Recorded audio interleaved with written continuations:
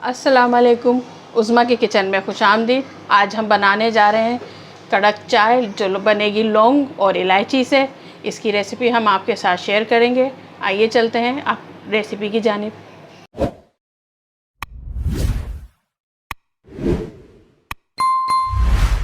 कड़क चाय बनाने के लिए मैंने ली है लौंगे 2 अदद और 2 छोटी इलायची ली है, 1 दालचीनी का टुकड़ा है। आजकल सर्दियों की शुरुआत है और ये चाय उसके लिए बड़ा फ़ायदा करती है। नज़ला ज़ुकाम में फ़ौरन ही फ़ायदा देती है। अच्छा, अब चाय के लिए हमने सबसे पहले लिया है 1 कप पानी और इसमें ये लौंग, इलायची और ये दालचीनी का टुकड़ा डाल देंगे। सबसे पहले हम इसको हमें इतना पकाना है कि आधा कप पानी रह जाए, हमें इतना पकाना है इसे। जब इसका पानी आधा हो जाएगा, आधा कप रह जाएगा, तो अब इसमें हम डाल देंगे पत्ती, चाय पत्ती 3 टीस्पून,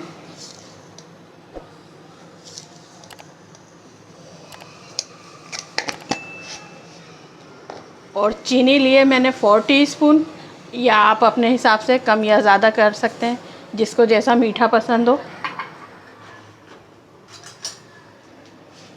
अब इसको भी हमने तकरीबन 2 से 3 मिनट पका लेना है ताकि चीनी और पत्ती अच्छे से पक जाए। चीनी बहुत से अलग से लोग डालते हैं चाय में, लेकिन वो ज़्यादा मज़ा नहीं देती। चाय में डाल के पकाओ तो उसकी बात ही अलग होती है। ये देखें, ये चीनी और पत्ती भी अच्छे से जब पक जाए इसमें, तो अब इसमें हम ऐड करेंगे 1.5 कप दूध।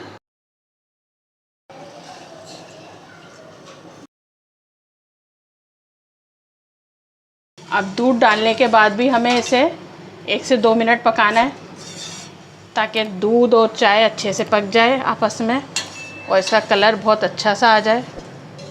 ये देखें, इसमें अच्छे तरीके से खोल आ चुका है और अब हमें इसे 1 से 2 मिनट पकाना है।